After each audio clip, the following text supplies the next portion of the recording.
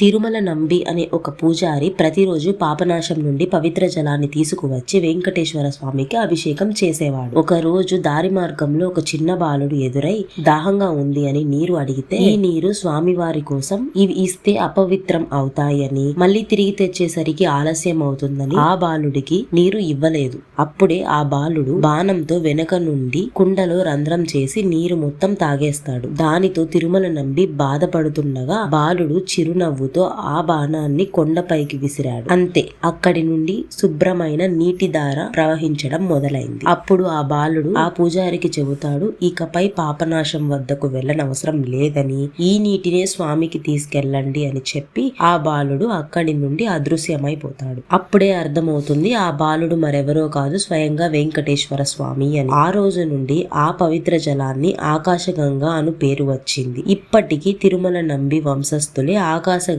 నీటిని వెండి బిందెల్లో ఏనుగుపై తీసుకువస్తూ ఉంటారు. ఓం నమో వెంకటేశాయ.